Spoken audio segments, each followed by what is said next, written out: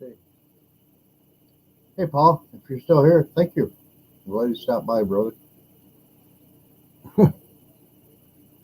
Wow, this has been a major ride. Major ride. I'll say that. I'm gonna sit back and just kind of watch, see who all comes in and joins me real quick here. But I'm here, a little bit late. If you're watching, I can blame that on Scammers Payback. It's one of my favorite YouTube channels. I don't care. They're awesome.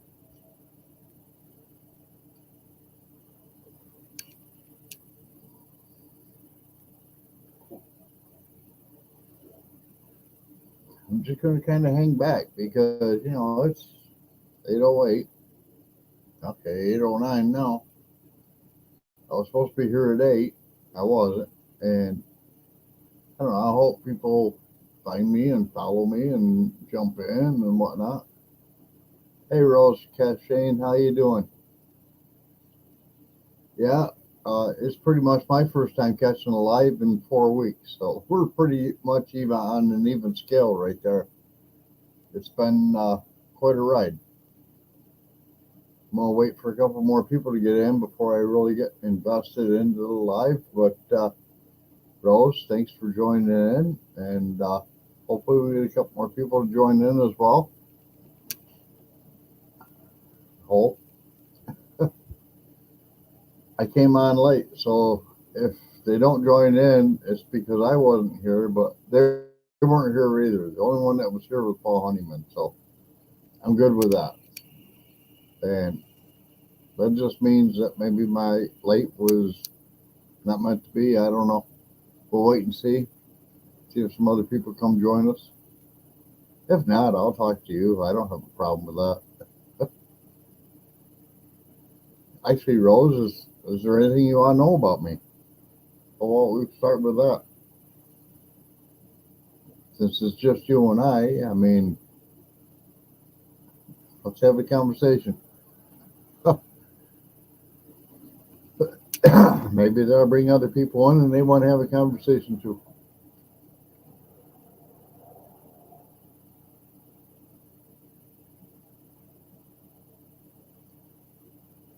This really is my bad. I've been wanting to do lives every Saturday, and the last 2 weeks I said I was doing a live and I didn't show up.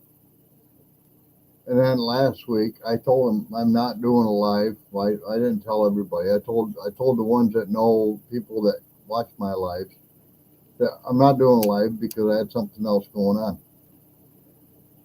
The first Saturday that my live here in Western North Carolina, that's cool. That's cool. I was actually there 2 summers ago. 2 summers ago. Last summer we were at Oklahoma for the YouTube meetup, and then the summer before that we were in North Carolina, Western North Carolina, over by Camp Lejeune, where my cousin lives. We were also at a different part of North Carolina, which I have no idea what that part was, but it's not a part I'll ever go back to again. That was nasty. There were people over there doing drugs and all kinds of stuff. We were at a motel. It was a cheap one, and I know better than to do cheap motels anyway.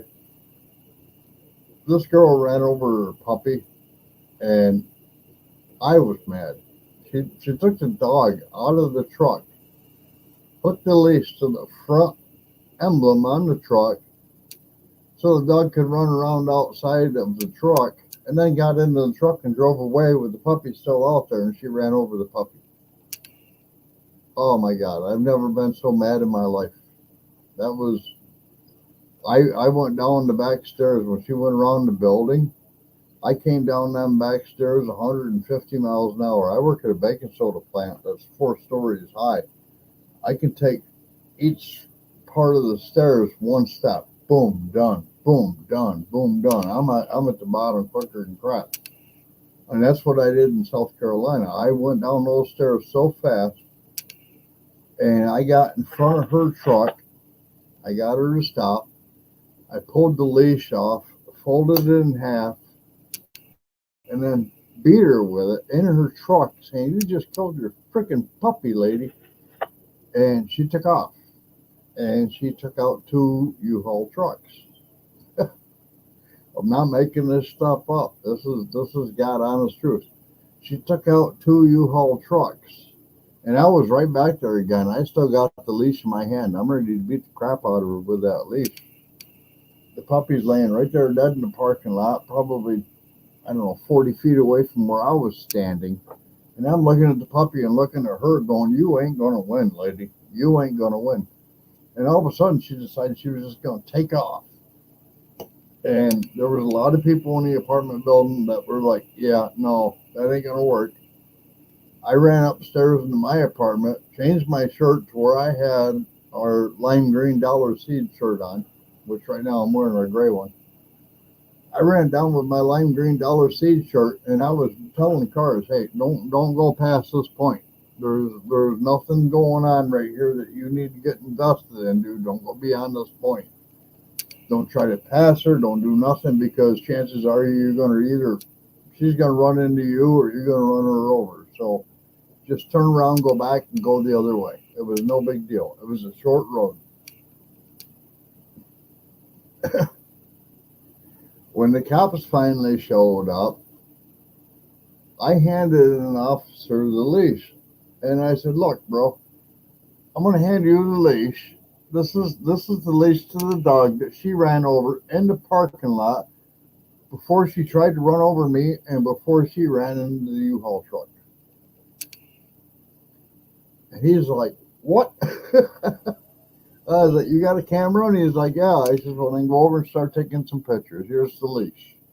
And I handed it to him. And then I said, "Well, would you be nice enough to give me a ride back over there, seeing as how I had to, go down the road probably 3/4 of a mile?" He says, "No, I can't give you a ride." And I was like, "Well, what the hell, dude?" And so I got into march mode, and I did my march back down the road, and lo and behold, she's wanting to fight with the cops. And she is on drugs from I don't even know where. She's wanting to fight with the cops. And she actually took one cop and shoved him up against the car really, really hard. And I just went in and I was like, "Okay, I'm putting you in a full Nelson. You're going to sit down. You're going to be right here beside me. And when this cop is ready to put the handcuffs on you, I'm going to let him put the handcuffs on you. Until then, I'm going to sit right here. You're going to be in full Nelson, and you're going to be sitting in front of me. I'm not playing that game." I've dealt with this stuff so many times in my life where people think that they're just going to come over and roughhouse somebody, you know what I'm saying? Or try to outrun a cop even. I've done that many times too. I'm just like, "Yeah, no, you're not doing that when I'm around the area. I'm not allowing it."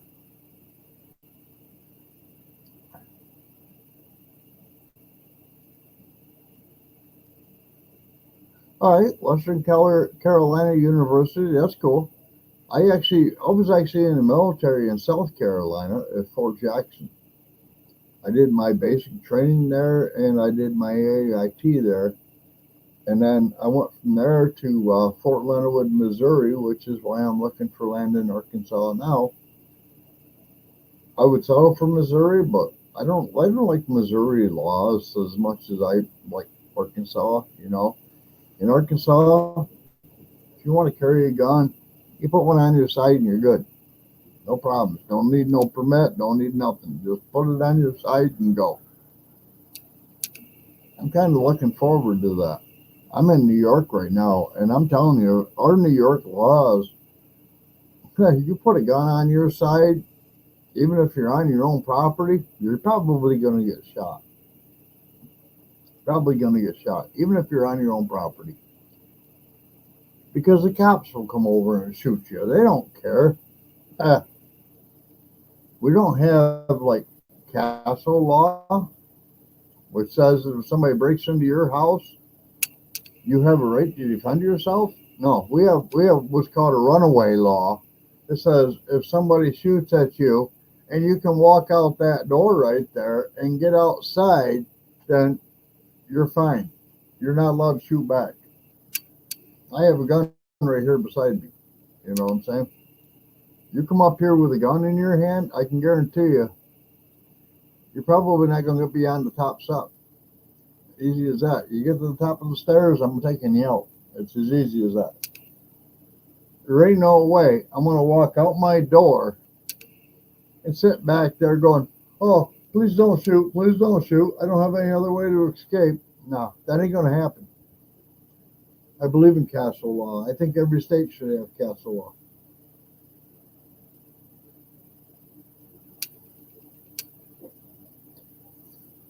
I don't like New York. Our taxes are super high. Our governor is an idiot. New York City's mayor is costing everybody upstate a whole lot of money to take care of illegal immigrants because they have a right to shelter law. I don't like that. I think that is probably one of the worst things they ever did. Well, I was really hoping we get some more people to join in tonight. I got two watching. Who's the one watching that's not into the live talking? Is that you, Sir Paul? I'd really like to have more, but that's all right. We can carry on.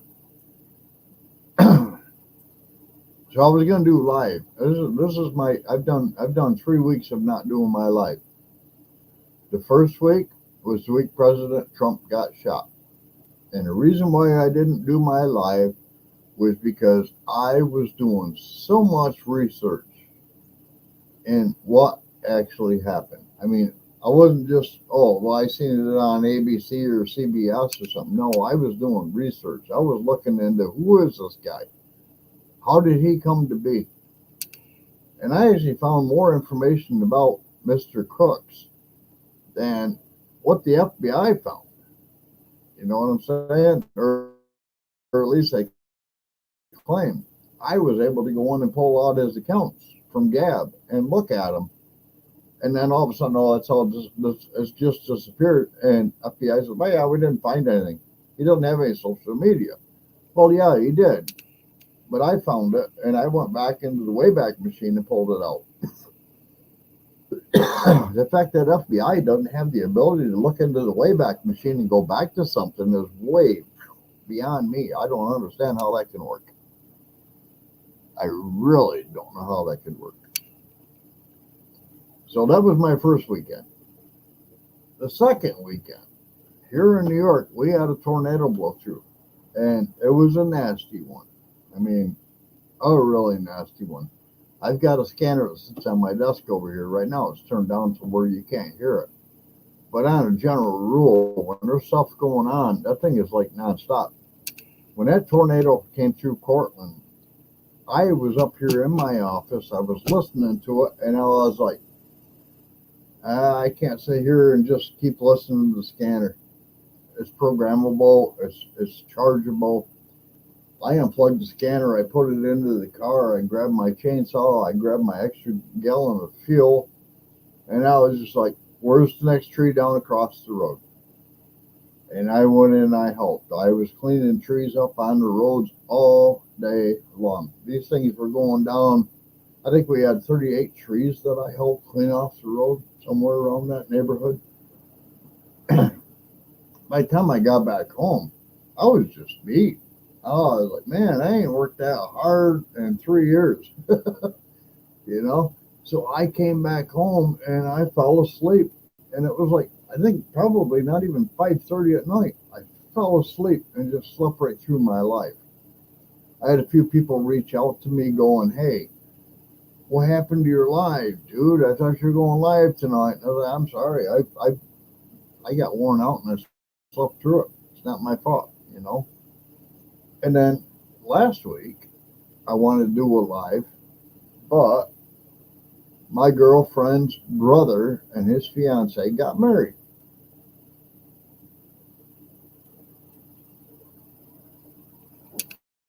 That was an ordeal that I don't really want to get too much into, but I can probably share some of it. When they finished doing the wedding, and they did all the pictures and everything with the girl doing the photography, which, by the way, is their son's ex-girlfriend, which was kind of weird.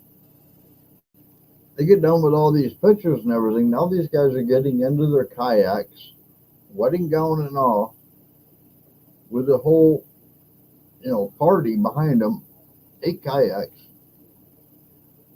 and they're going down to the other son's house to have the reception. 2 hour paddle ride in a kayak. So my other sister-in-law not really my sister-in-law, my girlfriend's other sister from Florida decides, well, we're going to go to Binghamton and get something to eat. It wasn't too far away. Yeah, I wish. We're in Unadilla. Now we're going to Binghamton. So we go to Binghamton, and when we get down there, they're like, well, this girl wants this, this one wants this, this one wants this, this one wants this. How about if everybody just grabs whatever they want and we all meet back at this park? And they gave me the name of the park. And I'm like, all right, fine, great, we'll do that. And Arlene, hi, how you doing? So I go there, following my other sister-in-law from Missouri around because she was supposed to know where we were supposed to go eat, and left a really good place that I would have done, which was a barbecue place, to go to a speedy place. But the problem was, is we got onto a dead-end road, and she turned around and went by, and as I'm backing out of the next driveway up the road, another car went by me, and I come back out, and she's gone. I don't know what direction she went. Like across the road, and I'm like, oh, there's a Fat Patty's. It's a bar. So we went to Fat Patty's. We ordered our dinner, which took they said 45 minutes, so they should take about 30. And everybody says, okay, well, now we're going to meet at the park with our meals, and we're all going to sit down and eat. Fortunately, we did find the right park, because there's 4 of them with the same name in the same area. We went to the first one, and it's like, no, that's just a walking park, dude. You got 3 cars in the parking lot. None of them match anybody that we're here with. We're out.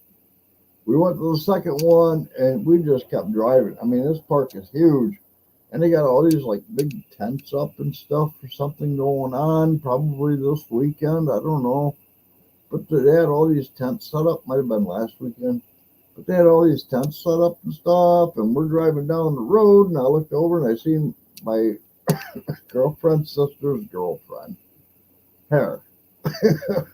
And I was like, oh, that's where they are. So I pulled over, and we got our food. We went out. We joined them. I'll be honest. I wish I would have gone where some of these other people had gone for dinner. Fat Patty's was okay food. But what they were getting was from a speedy shop. I had much rather had that. You know what I'm saying? It was really good looking food. I would have much rather had that.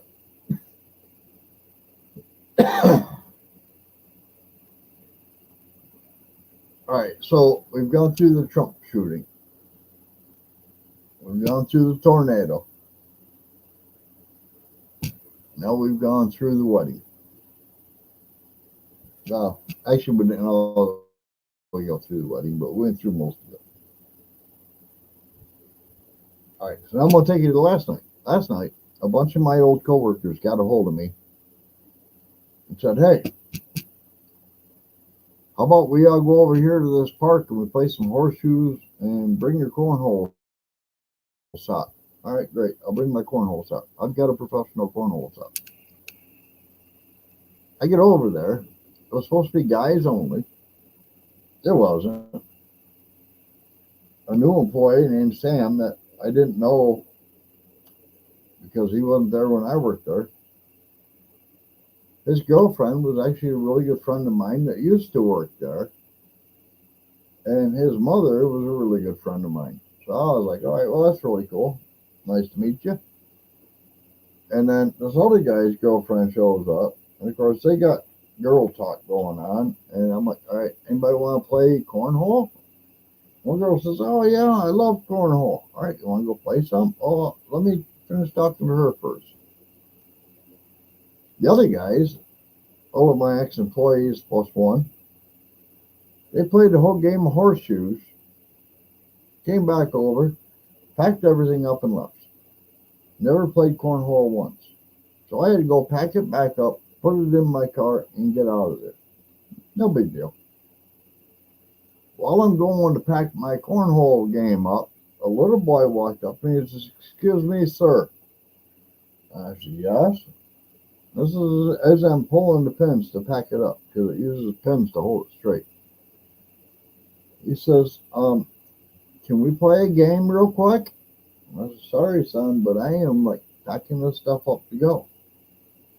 So I packed up the first one, put it back into the case.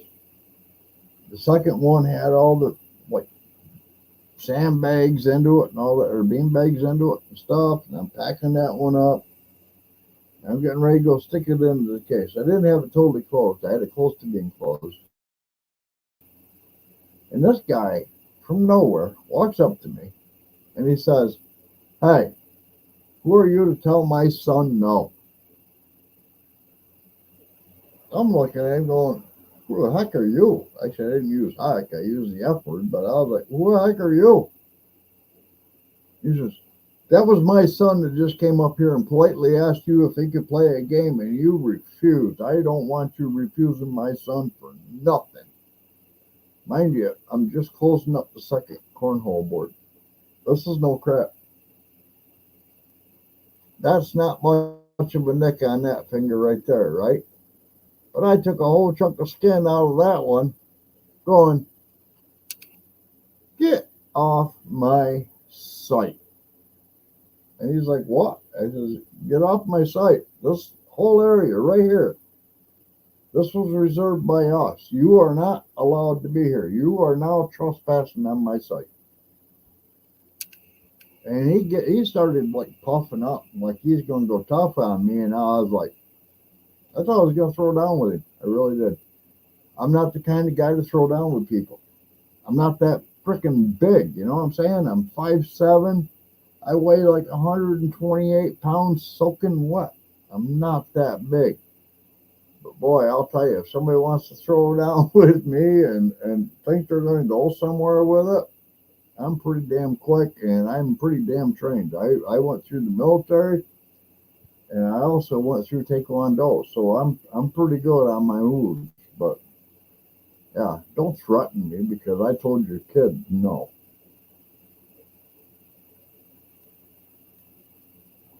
So basically, I took a chip out of my finger, big chunk of skin. You know, not look like much, but it's a big chunk of skin right there out of there. It's almost a quarter inch deep. And I had it wrapped in a napkin all the way home to stop the bleeding, and just man, I was pumped. I was like cussing this guy out even though he wasn't anywhere near me anymore. I was just like, how dare you tell me that this is what it's going to do? Oh, I must hit my camera. Yep, I did. All right, so that's another thing today I did. This counter behind me normally is like really dirty, and I did spend a considerable amount of time cleaning it up because, you know, I mean, things that are behind me bother me in the video. That mug press back there, or no, it's not a mug press. That press back there is a tumbler press. I bought it. I had it delivered, and I was going to just take that press and put it over onto my mug press as like a standby. Now you can do mugs and you can do tumbler. It's not wired the same. And I was like, really? I've got a tumbler press. I've got a mug press. The tumbler press is not wired the same as the mug press. So now I have to go in. I have to trace all the wiring. And I have to find out what I have to do in order to make that tumbler press work on a mug press. I thought I ordered them both from the same company, but apparently not. You know, China doesn't care. They don't have any standards. The United States does. You know which plug is your ground plug and which plug is your hot plug. You know what I'm saying? Nah, we got that here. They don't have that in China. In China, they can just do whatever they want to do, and they do what they want to do. They don't care.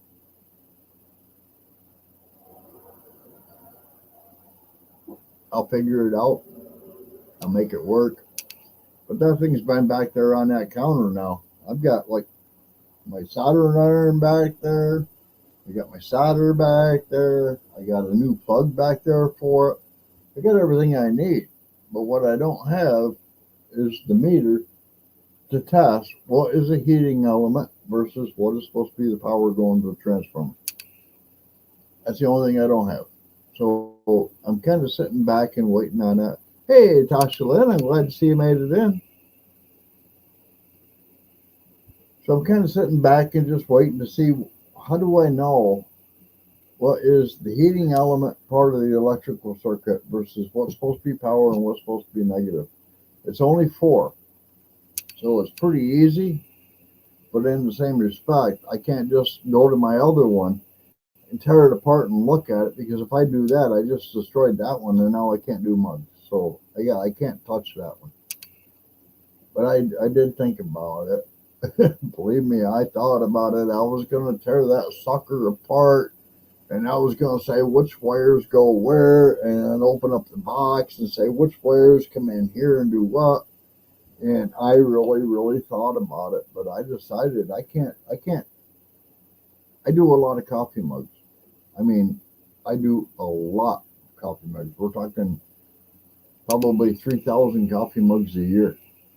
I cannot justify taking that apart, looking at the wires to see where they go, and hope I don't destroy it while I'm doing it, because I know I got to go buy another one, wait for it to be delivered, and I don't have that time. I don't have that time. When I was getting into doing Gary and Mary's T-shirts for Junk to Gems for the Eclipse, I had one printer,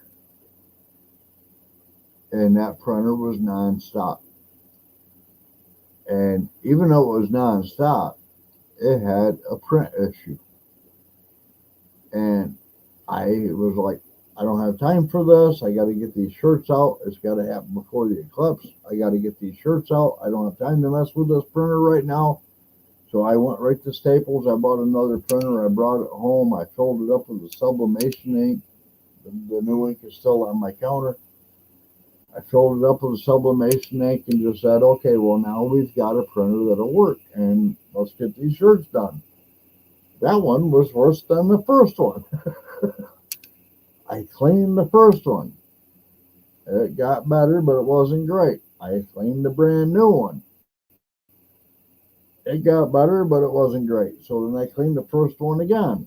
Now I got to change the maintenance box on it, and those aren't cheap. And I was like, well, really? Okay, well, I guess I put too much ink through that. Throw it away. Put a new ink box into it. Of course, I got to order the stuff on Amazon and wait 2 days each time. I ran out of my ink after filling the second printer up, so now I can't charge the first printer because I don't have enough ink. Well, I had to order more ink, and I was like, man, I'm buying this, I'm buying that, I'm buying, and I had to buy a cleaning system.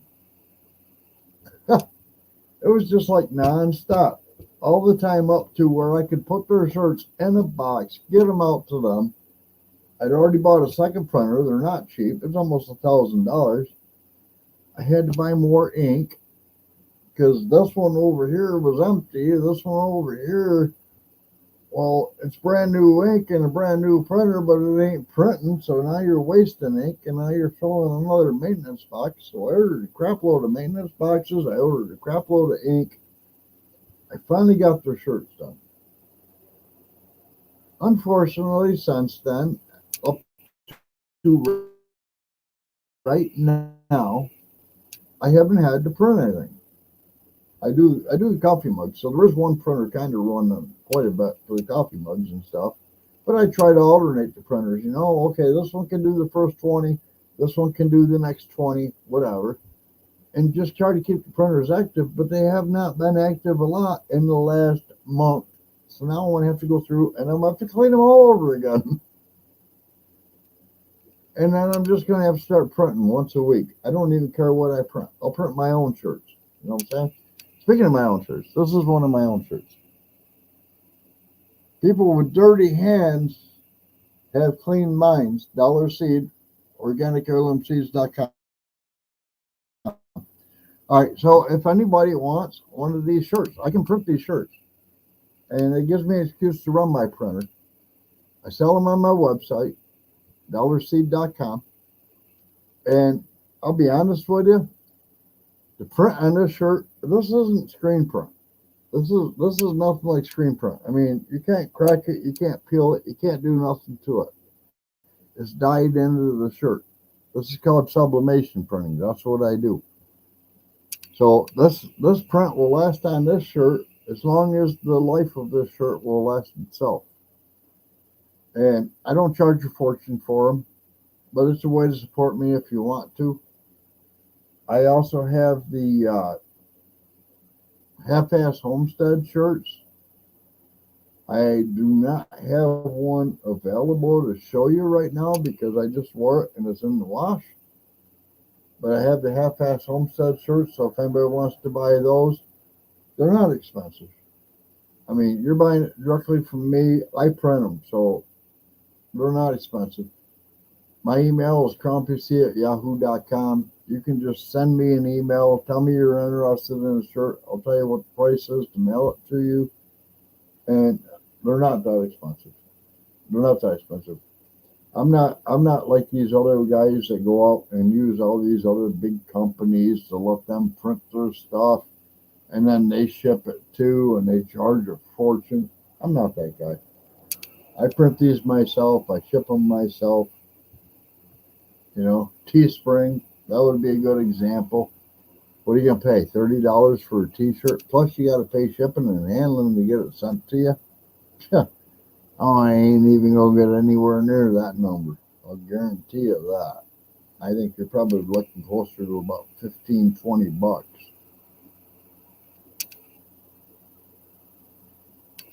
You know what? For anybody that watches this, I'm gonna say 15. Anybody that watches my stuff, if you got a T-shirt you want printed, you send me the design. It can be any color. It can be the whole color spectrum. You know what I'm saying? Tell me the size of shirt you want the picture put on, the picture you want put on, and the mailing address to send it to, and your email address so I know who to invoice to. I will print that shirt and I'll send it to you for $15. Guaranteed. Anybody watching this video, you aren't going to get better than that anywhere else. Thank you, Arlene. And I do my best. But I can print full color pictures. I mean, come on. Look at the picture of this boy on this shirt. This is a gray shirt. There's no white here. That's gray. But it looks white. And then there's eyeballs. Well, let me get it over here. And there's eyeballs. His eyeballs got white. It's gray. But they look white. And, this is one of my favorite shirts, actually. I like printing on these shirts. Hey, Lauren, how you doing? So I like printing these shirts. I like the silver shirts. Gary and Mary like the silver shirts. Drift Rumors 5 like the silver shirts. Me personally, I thought people might want white shirts because if they got a design that has white in it, it has to be printed on a white shirt. I bought a crap load of white shirts and nobody was buying them, and I was like, all right, well, that would be my shirt. My shirt. My shirt is right here. I probably can't go too far away. I can't even go far enough away. All right, hold on. Let me see if I can do something different.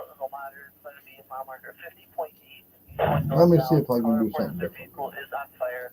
Everybody is out of the vehicle. My shirt has this HalfAss Homestead logo on it, Time is 20:42. and underneath it will say YouTube. If you want that one, hey, same. What I told you before, $15. I will print it all day long. And that does include shipping and handling.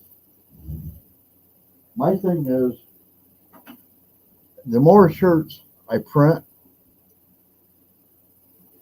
or purchase, I should say, the more shirts I purchase, the cheaper the price gets. And the more shirts I print,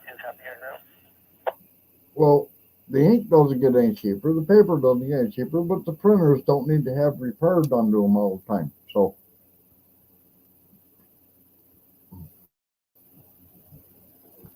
Natasha Lynn, I knew you would. I wish you would give me one for your horse farm.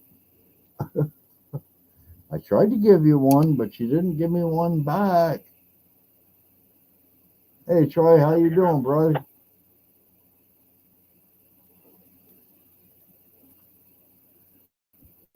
I might make this live a little bit longer just because more people are starting to drop in. I don't know. We'll see how it plays out. I can. It doesn't matter. But we'll see how it plays out. And hope you all don't mind, but this is an adult channel. And as an adult channel, I'm an adult. I drink and I smoke. So I'm going to light up a cigarette and enjoy myself on that one. And I do have my beer for everybody's been watching. You know, when you see this camouflage come up, that ain't water.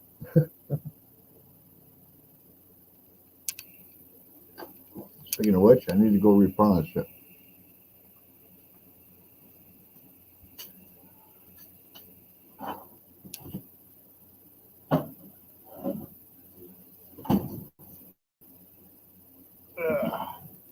The advantage of being in the office with a big ass refrigerator, you ain't gotta go far.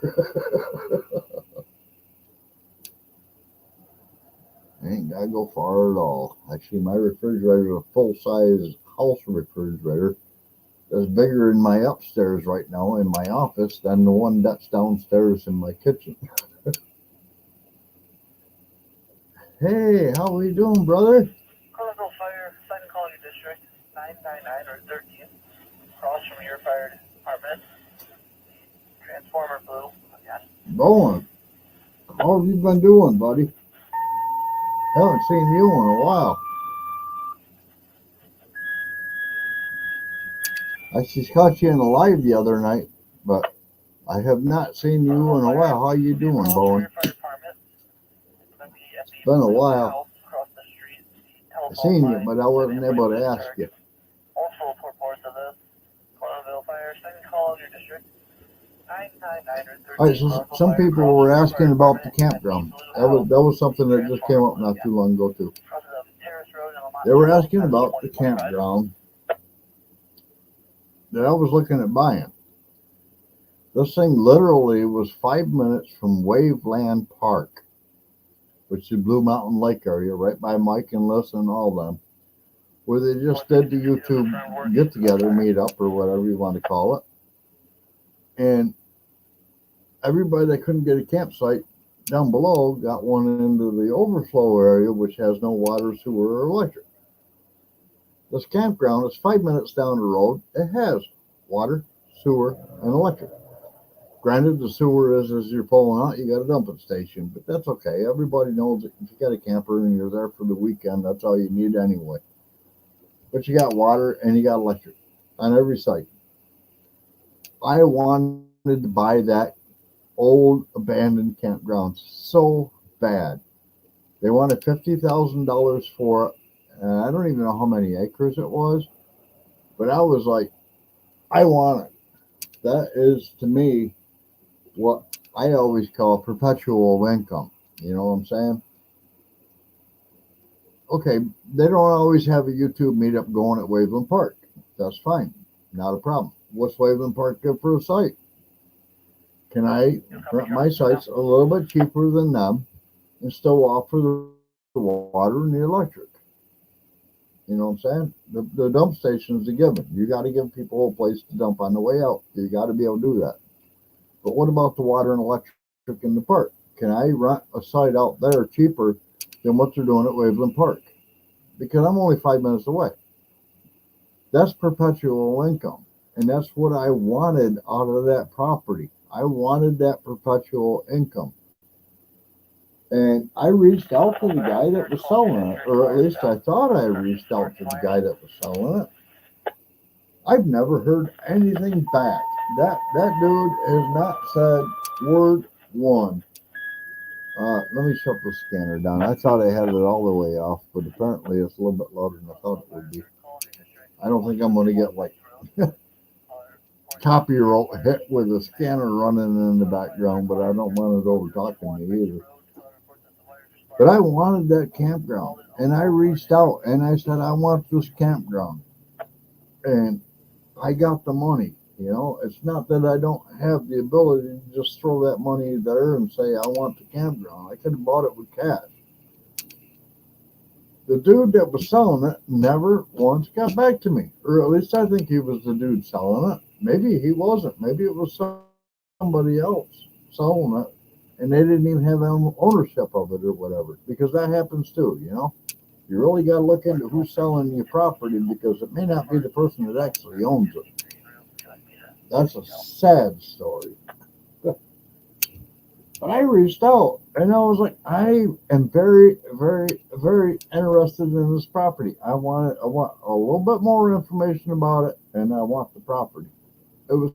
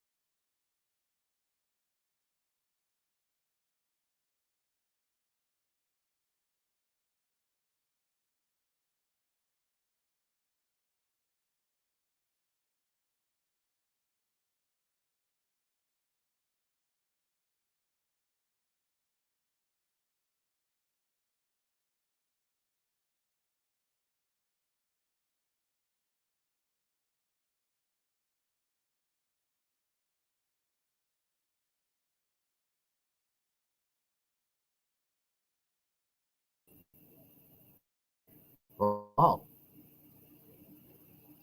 I don't know what happened there, but I just got booted off my own live stream. That was pretty bad.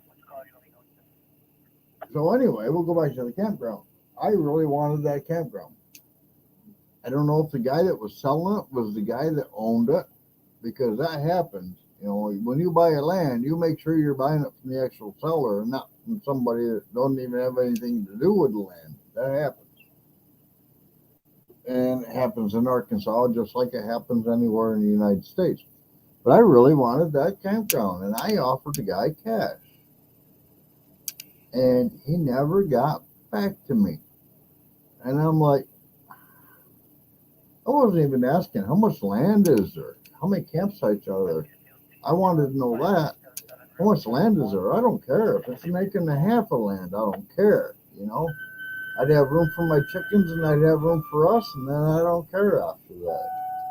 But I was just like, you're so rude by not answering back. I don't understand why somebody that has property for sale would not respond to a person that's interested in buying it, even if they sold it. respond. Say, hey, I sold it. Fair enough. You know what I'm saying? But no, didn't even do that. And I was just like, of all the land I've looked at in Arkansas, I will say the one next to Rachel Ray had my peak a little bit because that was a nice piece of property that I could tell by the pictures, but I could, without being there, you don't really know. And that campground, that was the one that really hit me. I want the campground. Other than those two, I really haven't seen anything that really enthralls me a whole lot. Although across from Jeff, if I remember right from Jeff's and Dreamers 5, across from Jeff, there was another property. And other than all the little creeks that ran through it and stuff, that was a pretty nice property too. It was. I won't lie. But yeah, I don't want to buy something sight unseen, but I don't have to be the one to go see it. I have people in Arkansas that are willing to take their cameras or their drones or whatever they've got and go and film a property so I can get an idea of what I'm looking at without driving from here to Arkansas. I'm in New York. I'm in upstate New York. That's like, I don't know, 1,700 miles? That's a long drive. For us to drive from my girlfriend's house, my girlfriend's house, my house, to my girlfriend's sister's house in Illinois was 11.5 hour drive. And then to drive from there down to her sister in Missouri, that was another 6 hour drive. And then to drive from there down to where we had our cabin in Oklahoma, that was another 6 hour drive. So already I'm over a 24 hour drive or at a 24 hour drive. I'm not doing that in one single trip. But if I can get somebody else with a camera to show me what the property looks like, then now I'm all game for it. I can buy it sight unseen as long as it's been seen by somebody. That's my goal. Hey, prepping for heaven. How we doing, girl?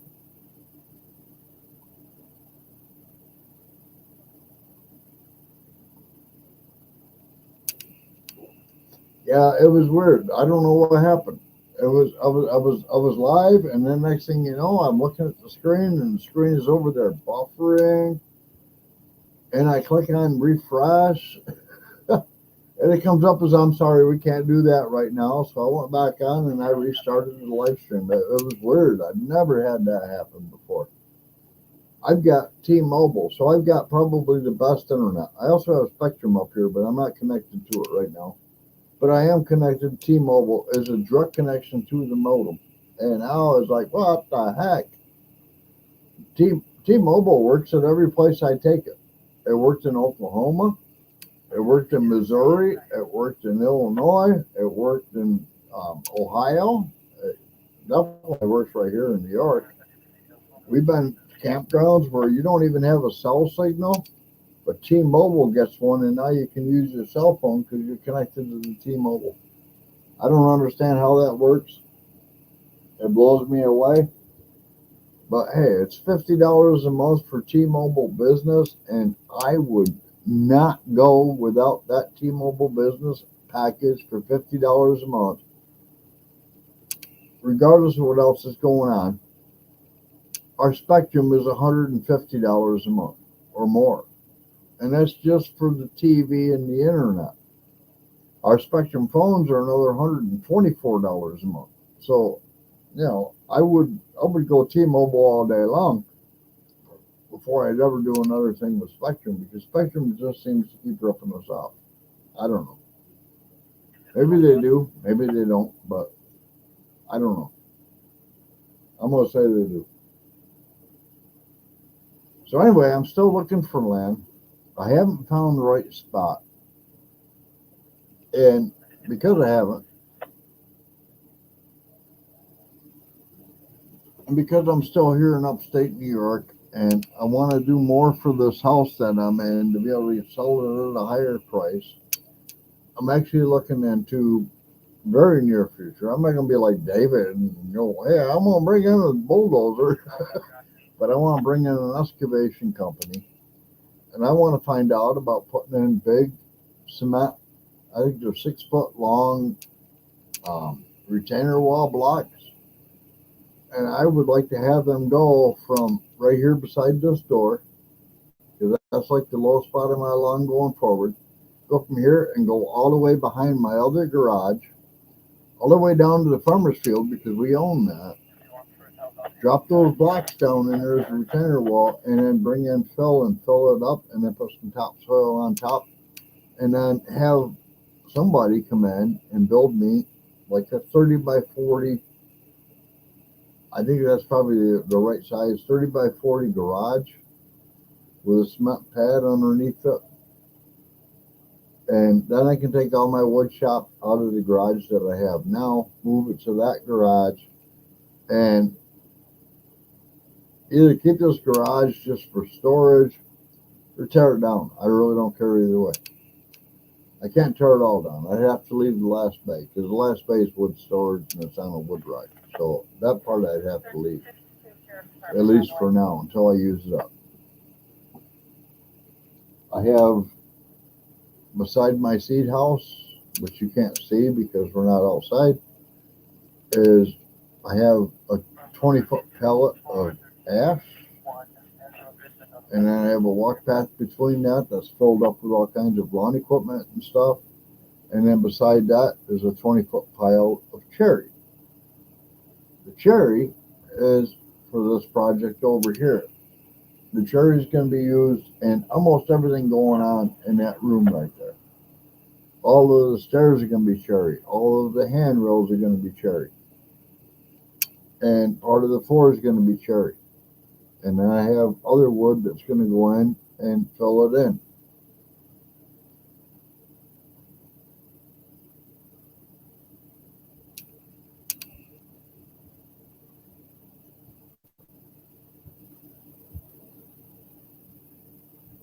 I do have an employee who is a tradesman, but the problem is I told him what I wanted to do, and he really didn't listen to me too well.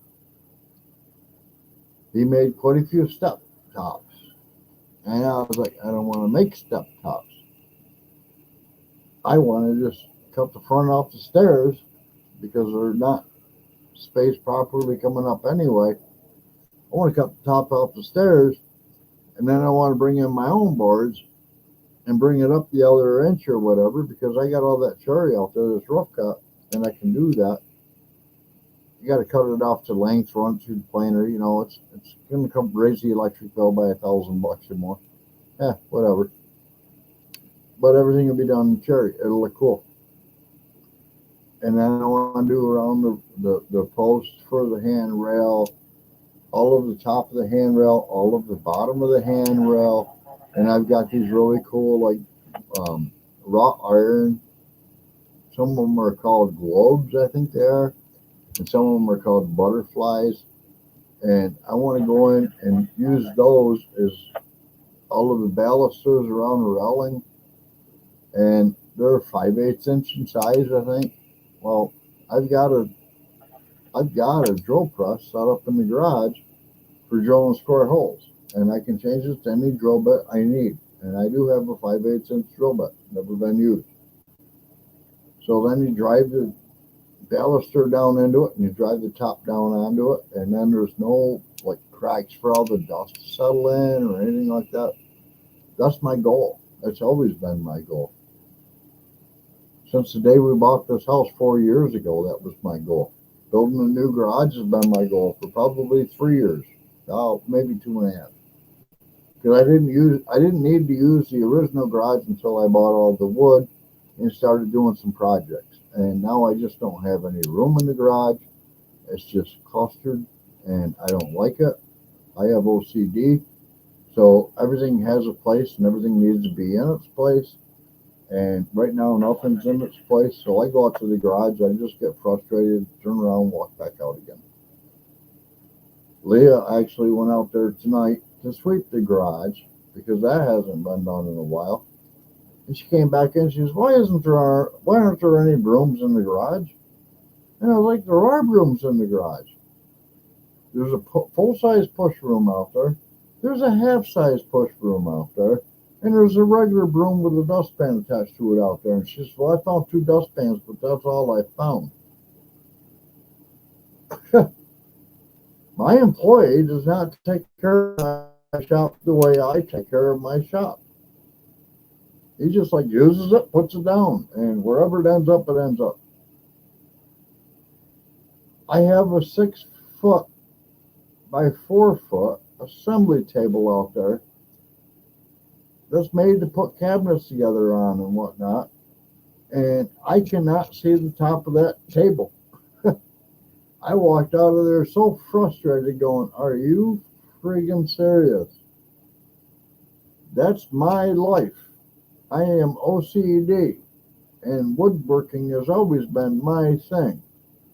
I can't walk out there and use my wood shop right now. Hence why I want to build a new one. Hey, Shadow Lakers, how we doing? I can't use my wood shop right now. That bothers me so bad because, like I said, I've got OCD. Everything has a place and everything belongs in its place. I've got stuff up here that I'm just like, why isn't this over here where it belongs? Why is it over here? And some of it I put there going, this isn't where I want it, but until I get a new garage and I can actually put stuff out where I want it, I guess this spot's going to have to be good enough. And then I look at it again 5 minutes later going, yeah, that ain't going to work. It's in the wrong spot. So I don't know. I have OCD really bad. I know a lot of people talk about it. My girlfriend knows where I'm at on it. Leah will walk out. When I had my wood shop in McLean, my wood shop was never dirty. Even when I was using it, which is really weird. But even when I was using it, if dirt or dust or sawdust or whatever ended up on the floor, Leah was right there with a broom cleaning it up, even if I was still using the tool at the time. Did it get upsetting? Yes. Get out of my way. I'm not done with it yet. But was it worth keeping it clean? Oh, absolutely. I always knew where everything was. I actually made a rule with my landlord. You are not to take anything out of my side of the garage without telling me what it is you took and then telling me where you put it so I can put it back where it belongs. He was bad on that stuff. I could actually say he was probably my worst enemy. I had a big 184-inch long wall-to-wall bookshelf CD DVD cabinet that I was building for a game system and movies and stuff. And I spent weeks cutting the boards, putting the boards together, sanding it down, getting it all clean and ready to spray with the stain and the sealer. And he came over with his dirty, greasy hands and put his fingers on the board. And I was like, dude, fuck out of my side of the shop. Sorry for the French, but I was mad. I just spent like a whole week sanding these boards down, getting everything ready to finish. And he comes over and puts his greasy fingers on it. And I was like, yeah, no, that ain't going to work. Not going to work at all. And then I had another time.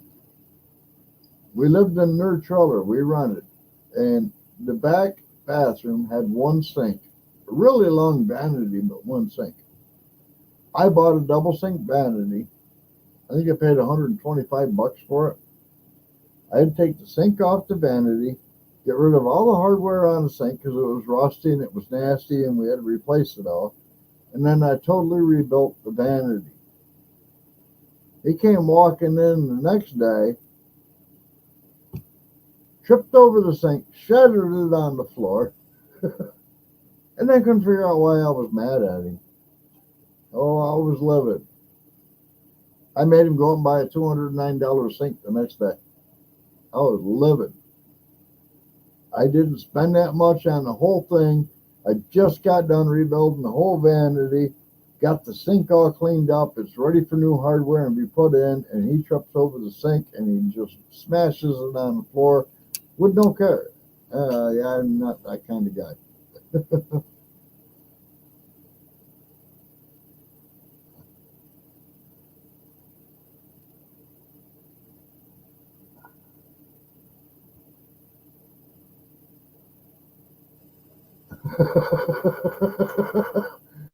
Well, that's. I'll be honest with you. I'll be honest with you. There have been a lot of times that I've been out in that garage looking for things and I just can't find them, and they should be in the spot where I know where they're at. One of them, which is everybody, if you go to a car shop and you get your inspection done or you get your registration sticker replaced or whatever, they got that long ass scraper that's about probably that long with a razor blade on the end, and they can go in, they scrape the sticker out of the window, and then reach in and dig the old one out and put the new one on. I got one of those. I spent 4 days in that garage, probably maybe an hour each day, going out there going, why can't I find this? There's one drawer. It's a specialty tool drawer. That's where that tool belongs because it's a specialty tool. You use it only for one purpose. And I opened up the drawer and I'm like, yeah, it's not there. All right, what other drawer might he have stuck it in? And I searched and I searched and I searched. I went through all the drawers. That was the first day. The second day, I'm going through and I'm trying to look underneath stuff and looking around, going, why can't I find it? The third day, it dawned on me, well, we got like these magnetic strips hung up to hang tools on. Maybe it's hanging on that. So third day I'm out there and I'm looking at all them, and yeah, I know, but I don't like what I'm seeing hanging on them because most things don't belong there. So I'm putting them back where they belong. And then the fourth day I was just like, okay, well maybe look on the floor. Maybe he dropped the darn thing. And I'm out there and I'm looking on the floor and I can't find it. And I'm like, wow, what the heck happened to this scraper? I ended up going to Advanced Auto and buying a scraper. It's not the long one, which I wanted. It's a shorter one, but it's a nice scraper, and it's made with the blade at an angle so you can go in and scrape your sticker out. And I got room for my hand in the windshield for it. But you have to have a screwdriver to change the blade around so it's pointed side out. I pulled the cover out and I'm going, yeah, well, that's stupid. I don't have a screwdriver with me. I still got the tool in my car. Tomorrow I'll go out and I'll get a screwdriver and I'll open it up and change the blade around and scrape the sticker off and put it back where it is and put the cover back over it and probably put it in the glove box so I know where it's at. But yeah, it's just like, wow, I shouldn't have to look so hard for something I know I own. I do it all the time.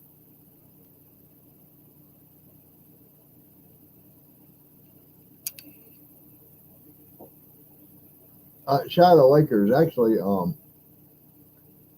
I laugh about that too.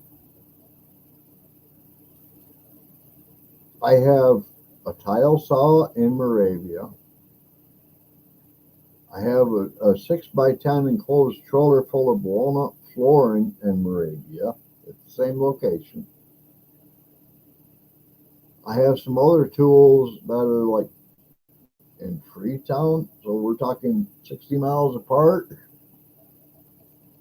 And I've got some other tools that I just offered a friend of mine over in Lyle, which is 30 miles away from here. And I'm like, I'm offering them. I got them. You need to use them. I'm going to let you use them. It's not an option. The guy in Moravia needed my tile saw because he wanted to put tile floor in. Okay, great. Last time he was here, you still got my tile saw? Oh yeah, sure, no problem.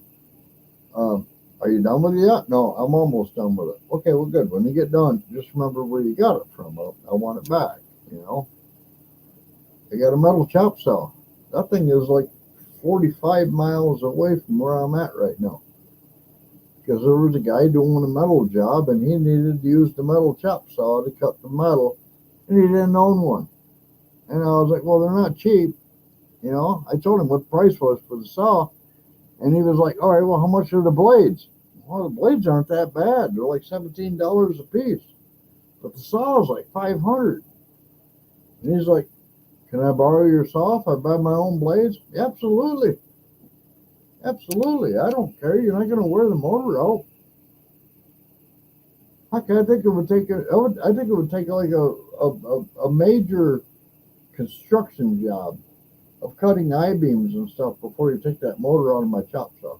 Seriously. I mean, that thing is made to cut metal, and it walks through it like butter. There's new blades out that I really want to look into because those blades they're not like a grinding wheel. They're an actual steel cutting wheel, and they walk through steel like butter. Those are the new ones I'm going to look into because I think that would be less stress on the saw. But I don't know. That's just where I'm at on that. I hope I can make it work.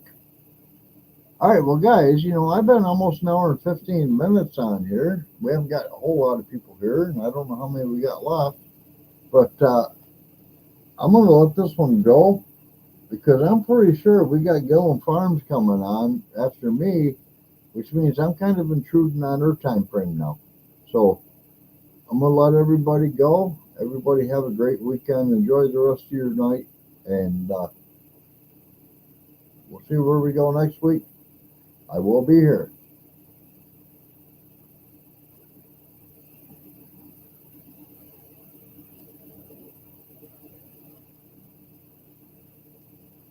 Oh, Shiloh, that's not good at all. You can't loan out a backhoe and forget who you loaned it to.